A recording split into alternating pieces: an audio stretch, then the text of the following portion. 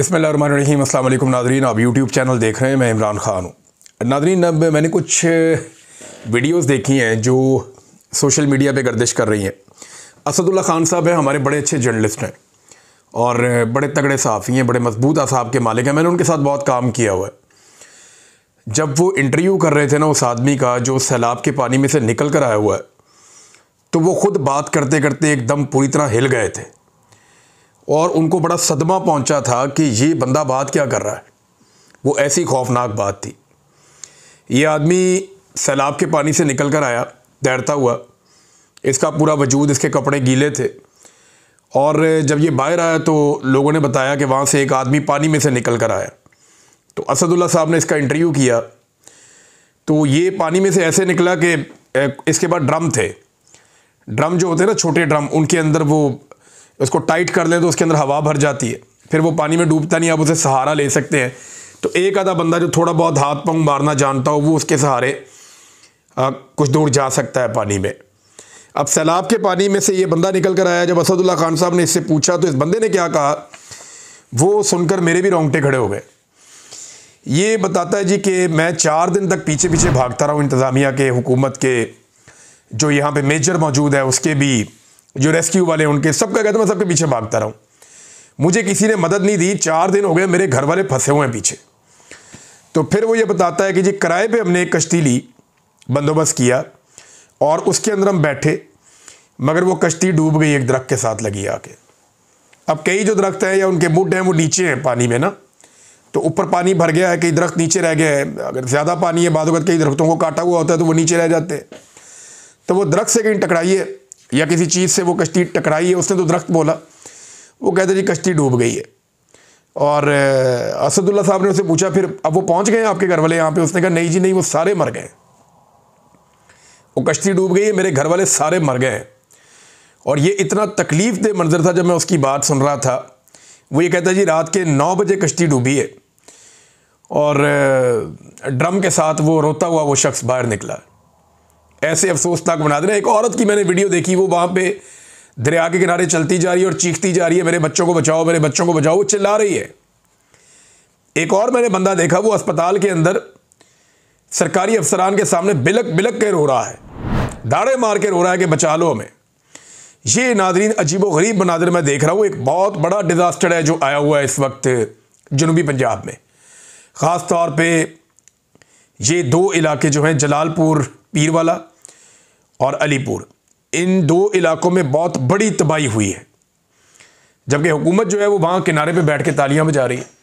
वो मनाजिर भी मैंने देखे, अफसोस के साथ मुझे बताना पड़ता है। अपनी सीनियर सूबाई वजीर को बिठाकर गई मरियम नवाज के यहाँ बंद पे बैठेगी और वो वहाँ इस कार्रवाई भाई रोज़ाना के हिसाब से लाशें मिल रही हैं। 20 दिन का बच्चा डूबा है वहाँ पर। माँ अपने बच्चे को नहीं छोड़ती, आपको पता है। 20 दिन का बच्चा लोग कह रहे हैं वहाँ पे डूब गया, छोटा बच्चा, और बहुत सारी लाशें पानी में मौजूद हैं। ये लोग दावे कर रहे हैं, लेकिन वहाँ पे जो सीनियर सूबाई वजीर है वो बैठ के क्या कर रही है, तारीफ़ें कर रही हैं एक दूसरे की तारीफ़ें कर रहे हैं, ब्यूरोक्रेसी की, अपने लोगों की, अपनी ज़ात की और अपनी ज़ाती तशहीर की जा रही है। और फिर वहाँ पर बैठ के तालियाँ पीटते हैं, गरीबों की लाशों पर ये लोग तालियाँ पीटते हैं। ये वहाँ पर इनको लोगों की तकलीफ़ों का एहसास है, सिर्फ इतना इनको एहसास है। वो एक नौजवान की वीडियो भी आई, वो बेचारा कह रहा है जी आप सारे मुआवजे बता रहे हैं, जानवर का इतना मुआवजा देंगे, फसल का इतना मुआवजा देंगे, घर का इतना मुआवजा देंगे, हमें मरियम नवाज ये भी बताया कि हमारी लाशों का हमें कितना मुआवजा देगी। और उसने ये क्लेम किया कि जब ये पानी सूखेगा या जब हमारे इलाकों से पानी निकलेगा तो इतनी लाशें निकलेंगी। उसने ये क्लेम किया कि सैकड़ों। लेकिन मैं आपको ये बता रहा हूँ, ये बहुत बड़ा डिजास्टर है नादरीन। ये छोटा इलाका नहीं है, ये बहुत बड़ा इलाका है और ये बहुत बड़ा जुर्म हुआ है। ये इतना बड़ा डिजास्टर है और इतना बड़ा सानिया हो गया जो अभी तक पाकिस्तान के मीडिया ने आपको बताया ही नहीं। पाकिस्तान की एस्टेब्लिशमेंट भी इसको छुपा रही है, पाकिस्तान की हुकूमत भी इसको छुपा रही है। कोई आपको नहीं बता रहा कि कितने लोग मारे गए हैं। मुझे खदशा है, या जिन लोगों ने मुझे मैसेजेस किए या जो चीज़ें मुझे बताई हैं वहाँ पे, उनको अगर कोई भी अक्लमंद आदमी कैलकुलेट करे तो उसको अंदाज़ा हो जाएगा कि एक बहुत बड़ा इंसानी अलमिया हो चुका है जनूबी पंजाब में। मजीद अलमिया तो दूर की बात है, हो चुका है। और उसकी रीज़न मैं आपको देता हूँ कैसे। ये ज़्यादातर लोग जो है ना, ये सिंगल स्टोरी वाले घर में रहते हैं। इनके घरों की 2 मंजिलें नहीं होती। गरीब लोग हैं, कच्चे कोठे हैं, बालों वाली इनकी छतें हैं और ये लिपाइयाँ करके दीवारें बनाते हैं। तो ये जो अलीपुर और ये जलालपुर के इलाके हैं, पीरवाला, ये जो सारे एरियाज हैं, इसमें लाखों लोग रहते हैं, बहुत बड़ी तादाद में इसमें आबादियां हैं। और इनमें जो मकानात हैं वो सिंगल स्टोरी हैं, ज़्यादातर गरीबों के मकान हैं। तो वो अपनी गंदम, अपना आटा, चावल, दालें, अव्वल तो ये रोज़ बरोज़ सामान खरीदते हैं और जो इनके खाने पीने की चीज़ें स्टोर करने वाली होती हैं वो निचले फ्लोर पे स्टोर होती हैं, वो ऊपर कहीं नहीं होती। इन इलाकों में पानी आना भी नहीं था, यहां पे पानी छोड़ा गया है और नाकिस मनसूबाबंदी की गई है और जानबूझकर पानी छोड़ा गया है। यानी इंतजामिया को पता था वो क्या करने जा रहे हैं, उन्होंने बहुत बड़ा जुआ खेला इंसानों की जिंदगी के साथ। ये मैं आपको जिम्मेदारी के साथ कह रहा हूं। ये आमिर मतीन साहब का आप ट्वीट पढ़े ना, आपको कुछ चीज़ों का आइडिया हो जाएगा। ये उन एरियाज को बहुत अच्छी तरह जानते हैं और बड़े सीनियर जर्नलिस्ट हैं। वो ये कहते हैं कि क्या जलालपुर, पीरवाला और अब अलीपुर में जो आफत आई है वो कुदरती आफत है या इसमें गफलत है, सियासी मफादात या इंतजामी नालायकी इसमें शामिल है। इन इलाकों के लाखों लोगों को डुबोना नहीं चाहिए था। अगर हुकूमत अपने बनाए हुए प्लान पर चलती, क्योंकि मुख्तस शुदा शेरशाह और मोहम्मद वाला बंद नहीं तोड़े गए। ये 2 बंद क्यों नहीं तोड़े गए, ये सवाल आमिर मतीन साहब ने उठाया कि वक्त पर जो मुख्तस किए गए थे, आपने पहले से आपने बताया होता ये बंद हम तोड़ देंगे और इससे पानी का फ्लो इधर को घुसेगा और वापस ये पानी का फ्लो दरिया के अंदर शामिल हो जाएगा या दरिया सिंध में जाके मिल जाएगा, तो फिर तो बचत हो जाती है। उन्होंने साथ मैप भी लगाया हुआ है कि अगर ये शेरशाह वाले और मोहम्मद वाला बंद नहीं तोड़े गए, इनको मुख्तस करने पर सालों मेहनत की जाती है इन बंदों को, ताकि पानी कम से कम नुकसान के साथ गुजर जाए। पूरी तसल्ली की जाती है कि पानी का बहाव रहे। शेरशाह से निकला पानी दरियाए सिंध में या आगे फिर दरियाए चनाब में मिल जाना था, जबकि अलीपुर और जलालपुर में पानी अब खड़ा हो गया है जाके, जहां पे इन्होंने बंद तोड़े। किसने ये फैसले किए और क्यों किए, इसकी तफ्तीश होनी चाहिए। कौन करेगा? अदालतें कंप्रोमाइज हैं। जस्टिस आलिया नीलम तफ्तीश करेगी। वो इस बात पे खुश है कि मरीम नवाज उनकी वज़ीर आला है। सारी ज़िंदगी जस्टिस आलिया नीलम साहबा की जो वालदा हैं, उन्होंने, इनकी फैमिली ने नवाज शरीफ साहब के कारकुनों का किरदार अदा किया है। मियाँ नवाज शरीफ साहब के घर की बैक साइड पे एक मोहल्ला है जहाँ पे ये रहते थे, इत्तफाक अस्पताल की बैक साइड पे, और वहाँ पे ये मशहूर है वकीलनी के नाम से कि यहाँ पे वकीलनी रहती हैं आलिया नीलम साहिबा। अब वो चीफ जस्टिस बना दी गई है इस्लामाबाद लाहौर हाई कोर्ट की। उन्होंने ये पता करना है, वो तो सवाल ही पैदा नहीं होता कि कभी आंखें खोलें और वो देखें इन चीज़ों को ना।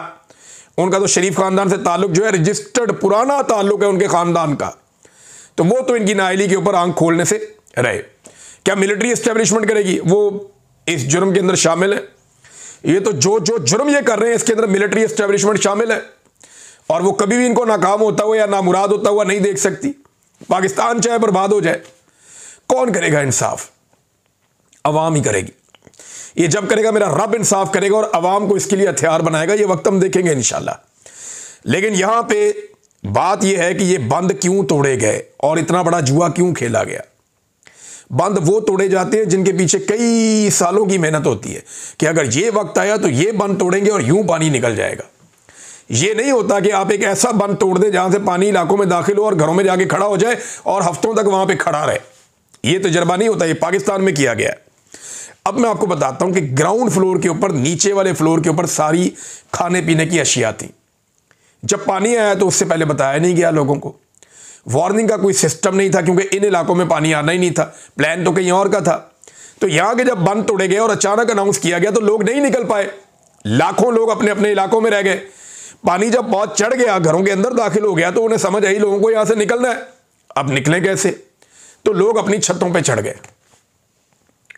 अपना जो कीमती सामान है उन्होंने ऊपर कहीं रखा और छतों पर चढ़ गए। अब डर इस बात का था कि हम यहां से चले गए तो हमारी चोरी हो जाएगी, और वहां पे चोरियां हो भी रही हैं। आज भी चोर पकड़े गए हैं, सरकारी गश्ती के अंदर चोरी कर रहे थे आके। तो ये लोगों को डर था कि हम यहां पे छोड़ के भी जा नहीं सकते। लेकिन फिर जब खुराक ना हो तो आपको 1-2 दिन के अंदर एहसास होता है कि खाने के लिए कोई चीज नहीं है, अब गुजारा कैसे करें। तब लोगों ने निकलने की ठानी। अब निकलने का रास्ता कोई नहीं था। बाहर कहीं पे 6 फुट पानी है, कहीं पे 16 फुट पानी है, कहीं 20 फुट पानी है। कई बड़े बड़े दरख्त भी पानी के अंदर डूबे हुए हैं। अब लोग निकल नहीं पा रहे थे। लाखों लोगों ने निकलना था ऊंचे बंदों के ऊपर और बाहर के इलाकों में आना था, तो वो आए कैसे? आने के लिए रास्ता कोई नहीं है, और जो रास्ते हैं उनके ऊपर बहुत सारा पानी है, और पानी से गुजरने के लिए गाड़ी, साइकिल, घोड़ा, गधा, कोई चीज़ काम नहीं होती, आपको कश्तियाँ चाहिए। और वहाँ लोगों के पास कश्तियाँ ना होने के बराबर थी। हुकूमत ने जो कश्तियाँ दी वहाँ पे पहले 11 कश्तियाँ पहुँचाई, जिनमें से 9 खराब थी, इंजन ही काम नहीं कर रहे थे, बेड़ा ही गर्क था, काम हो ही नहीं पा रहा था, लोग निकल ही नहीं पा रहे थे।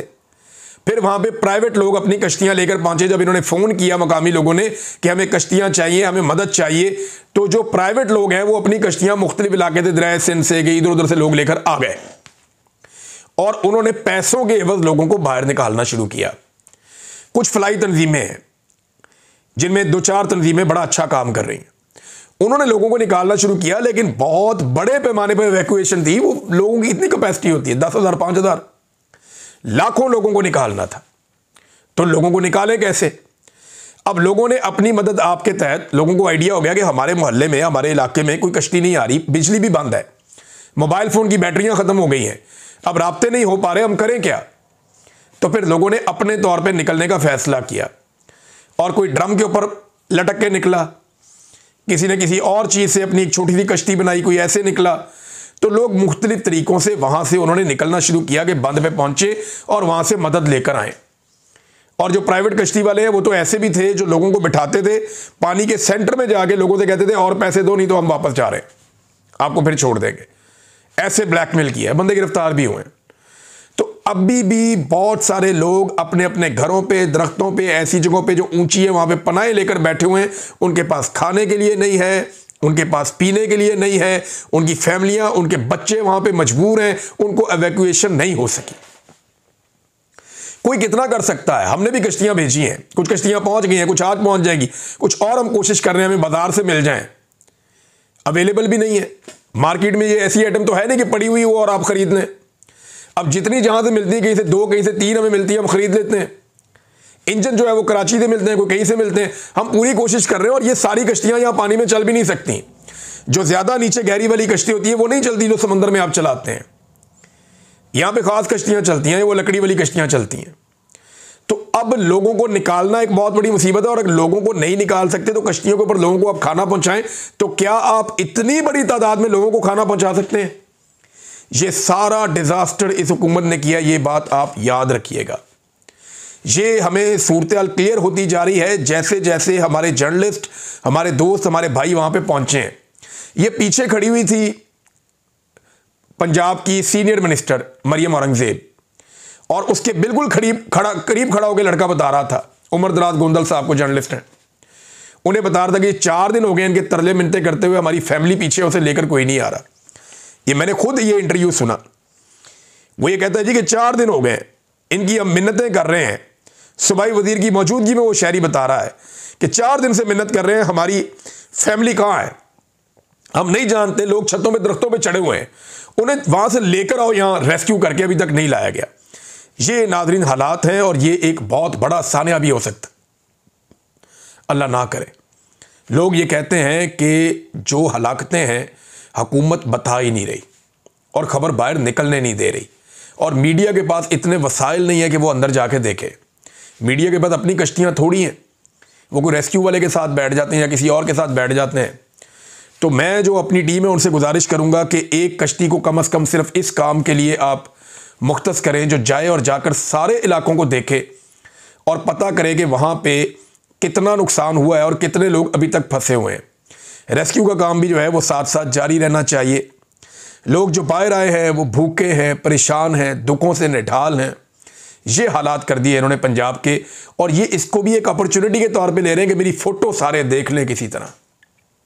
लैट्रीनों तक पे इन्होंने अपनी फ़ोटो चिपका दी, कोई जगह नहीं छोड़ी, मस्जिद पे फ़ोटो लगा दिया अपना।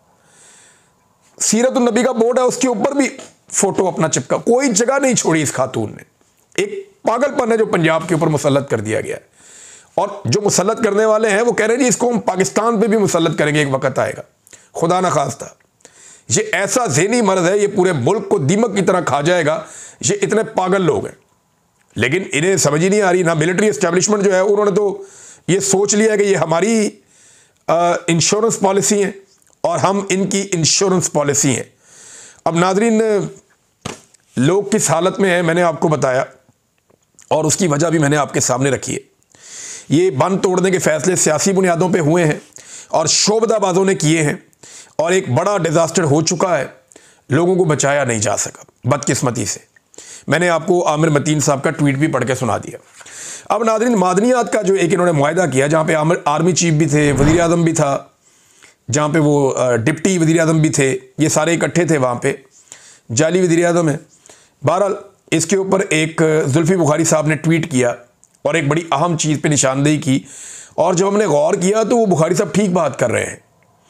देखिए, chief of the army staff से लेकर प्राइम मिनिस्टर और डिप्टी प्राइम मिनिस्टर और पूरी काबीना सब ने एक ऐसी कंपनी के साथ MOU पर दस्तखत कर दिए, सोने, तांबे और रेयर अर्थ मिनरल के लिए, जो एक बड़ी छोटी सी कंपनी है, बिल्कुल ही फारग कंपनी, कोई खातर खा मालियत ही नहीं है इस कंपनी की। इसकी सालाना आमदनी जो है वो $7 मिलियन, कुछ भी नहीं है, जीरा, छोटा सा, बिल्कुल आटे में नमक के बराबर, बिल्कुल कोई औकात ही नहीं है कंपनी की। $7 मिलियन, पाकिस्तान की नॉर्मल कंपनियों की इतनी वर्थ होती है। $7 मिलियन से कम की वर्थ है इसकी सालाना, और इस कंपनी के साथ पाकिस्तान ने मुआहदा कर लिया इतना बड़ा। ऐसे गैर तजर्बाकार खिलाड़ियों के बजाय आलमी सतह की आला दर्जे की जो कानकुनी की या मादनियात निकालने वाली जो कंपनियां हैं, पाकिस्तान ने उन्हें शामिल क्यों नहीं किया, उनके साथ बात क्यों नहीं की? और ISI और MI जो है, अगर आर्मी चीफ को इसमें शामिल कर रही थी तो वो इसके बारे में तहकीकात कर सकते थे। इसके बजाय उन्होंने उमर फारूक ज़हूर, एक बैनुल-अक़वामी तौर पर मशहूर मुजरिम, को इस धोखाधड़ी का सौदा करने की इजाज़त दी। अब ये उमर फारूक ज़हूर साहब कौन है जिनके बारे में वो कह रहे हैं कि बैनुल-अक़वामी तौर पर ये मुजरिम है? ये वो शख्स है जिसने तोशा खाना के मामले में इमरान खान साहब के खिलाफ गवाही दी, और तोशा खाना वाली जो घड़ी है वो इस बंदे ने परचेज की थी बाद में, और ये वही बंदा है जिसको पाकिस्तान में बुला के बार बार अवार्ड भी दिए जाते हैं, तमगे पहनाए जाते हैं। ये वो बंदा है उमर फारूक ज़हूर। ये पूरा सिस्टम इसके ऊपर बड़ा मेहरबान है, और देखें ना, ये इसको इजाज़त दी गई है, उसके अंदर मौजूद भी है तस्वीर में कि ये अमेरिकन कंपनी आ गई है, इनके साथ मुआहदा कर दें। आर्मी चीफ, वज़ीर आज़म सारे बैठे हैं, और वो जो कंपनी है उसकी वर्थ जो वज़ीर आज़म की अपनी जो शुगर मिल है उससे भी कम है। वज़ीर आज़म की अपनी कंपनियां पाकिस्तान की उससे ज़्यादा तगड़ी हैं, और बहुत सारी कंपनियां पाकिस्तान में उससे बहुत ज़्यादा तगड़ी हैं। जो ये एक बिल्कुल मामूली सी कंपनी वहाँ से लाके, वजह क्या है ये आने वाले दिनों में पता चलेगा। वो ये कह रहे हैं जुल्फ़ी बुखारी साहब के लामहला सच सामने ज़रूर आएगा, और एक बार फिर इसका खुमियाजा पाकिस्तान को भुगतना पड़ेगा। और यानी कोई मोतबर कानकुनी की जो कंपनियां हैं उन्हें अगर मंगाते और उनसे काम लेते तो वो बेहतर होता। अचकज़ई साहब ने मुलाकात की है बरतानवी सफ़ीर से, और कुछ चीज़ें बड़ी क्लियरली उनके सामने रखी हैं। ये बड़ा इंपॉर्टेंट था कि कोई उनसे ये बात ज़रूर करता, तो अचकज़ई साहब ने खुल के ये बात की, और उन्होंने क्या कहा ये सुने आप। उन्होंने कहा जी, कोयटा में सरदार अताउल्लाह मैंगल की हालिया बरसी की मुनासबत से जो ताज़ियत करने के लिए आई थी बरतानवी सफ़ीर, उनसे मुलाकात हुई, और बहुत सारे अफ़गानिस्तान के, पाकिस्तान के और इलाक़ाई मामलात पे उनके साथ बातचीत हुई। उन्होंने कहा जी कि ये बात भी रखी गई कि जो दुनिया ने अफ़गानिस्तान पर चढ़ाई की और उसकी बर्बादी के लिए दुनिया इकट्ठी हुई, इन्हें अब अफ़गानिस्तान की तामीर नौ के लिए भी इकट्ठे होकर किरदार अदा करना चाहिए। हमें मगरबी जमहूरी रियासतों और UK से यही सवाल है कि 8 फरवरी के इंतखाबात के नताइज का इल्म होते हुए भी ये इस नाजायज़ सीट को लेकर क्यों खामोशी इख्तियार किए हुए हैं? नाजायज़ हुकूमत बनी है ना, तो खामोश क्यों है, ये पूछा उन्होंने। इस मामले पर भी तशवीश का इजहार किया कि कुछ दिन पहले शहबाज शरीफ की मौजूदगी में अमरीकी कंपनियों के साथ मादनियात के जिन मुआहदों पर दस्तखत किए गए हैं, इस पर अवाम की तायीद उन्हें हासिल नहीं है। इन मादनियात पर पहला हक वहाँ के अवाम का है, और अगर इसको आइनी तहफ़्फ़ुज़ नहीं दी जाती तो सियासी हालात मज़ीद बिगड़ने का ख़दशा है। जो कोई भी अपने वतन के वसाइल और उसके दिफा के हक़ में सियासी जद्दोजहद करते हैं, उन पर रियासती इदारे दहशतगर्दी का इल्ज़ाम लगाते हैं। हम किसी के खिलाफ नहीं हैं, मगर इन मादनियात की खोज से पहले वहाँ के अवाम को एतमाद में लेना चाहिए। ये बातचीत उन्होंने की। देखें, मादनियात के मामले पे बड़े सख्त तहफ़्फ़ुज़ात हैं, पाकिस्तानियों के भी हैं, पाकिस्तानी सियासी जमातों के भी हैं, और ये बात सब जानते हैं कि अब जो है पाकिस्तान की एस्टेब्लिशमेंट पाकिस्तान की मादनियात के पीछे है कि ये मादनियात अब भेज दी जाए। हुकूमत के हालात ये हैं नाज़रीन, जो रोज़ाना ये हुकूमत कर्ज ले रही है वो मैं आपको बता देता हूँ, लगभग कोई 50 अरब रुपए से ज़्यादा का कर्ज लेती है ये, क्योंकि 1800 अरब से ज़्यादा का कर्जा लिया एक महीने में हुकूमत ने। तो अगर आप रोज़ाना के हिसाब से डिवाइड करें तो ये 60 अरब रुपया रोज़ का बनता है। ये 60 अरब रुपया रोज़ का खर्च कहाँ हो रहा है, कभी सोचा आपने कहाँ खर्च हो रहा है? एक छोटी सी अमाउंट आई है हमारे पास और इतने बड़े पैमाने पे हमारे लोग इस वक्त सैलाब में काम कर रहे हैं कि हमें खुशी है कि अगर और हम मदद कर पाएँ तो वो हम करें मिलजुल कर और ज़्यादा बड़े पैमाने पे काम करें। बिल्कुल छोटी सी अमाउंट है ये, एक रोज़ में 50-60 अरब रुपया करते कहाँ पे हैं? क्या कोई बड़ा डैम बन रहा है पाकिस्तान में? नहीं। कोई बड़ी सड़क बन रही है? नहीं। कोई बहुत बड़े बड़े मंसूबे लग रहे हैं? नहीं। क्या आवाम को कोई रिलीफ मिल रहा है? नहीं। कोई सब्सिडीज दे रहे हैं? नहीं। जब आप आवाम को दे कुछ नहीं रहे तो ये पैसा जा कहाँ रहा है? इस सवाल का जवाब ना एस्टेब्लिशमेंट देती है ना हुकूमत देती है। कोई नहीं बताता कि ये पैसा जो रोज़ाना की बुनियाद पे ये ले रहे हैं, ये पैसा जाता किधर है और ये किसकी जेब में जाता है, या इससे अगर कुछ बन रहा है तो हमें हिसाब किताब देना, हमें बताएं कि ये कौम ने पैसा वापस करना है, आपने तो नहीं करना, आपने तो भाग जाना इस मुल्क से। एस्टेब्लिशमेंट के लोग रिटायर होंगे, वो अपने नए देशों में चले जाएंगे, ये सियासतदान रिटायर होंगे, इनके बच्चे आगे बेवकूफ़ बनाएंगे और ये कारोबार अपना पाकिस्तान से बाहर रखते हैं, घर भी अपने पाकिस्तान से बाहर रखते हैं। तो इनके लिए ना बड़ा सिंपल फार्मूला है, ये एक एक रुपए का जवाब दें कौम को, जो जवाब ये कौम को नहीं देते। नाज़रीन, आज तोशाखाना 2 की समाअत थी जो दोबारा से कैंसिल कर दी गई है। वजह क्या है? इमरान खान साहब के वो सख्त बयानात जो पाकिस्तान की मिलिट्री एस्टेब्लिशमेंट को बुरे लगते हैं। इमरान खान साहब से जब भी लोग मिलते हैं वो बड़ी सख्त बात करते हैं, स्टेट बात करते हैं। लिहाजा एक मरतबा फिर तोशाखाना 2 की समाअत जो है उसको कैंसिल किया गया है। देखते हैं अब कब समाअत होती है। बहरहाल अब तक के लिए इतने ही, अपना ख्याल रखिएगा, अपने इस चैनल का भी। अल्लाह हाफ़िज़।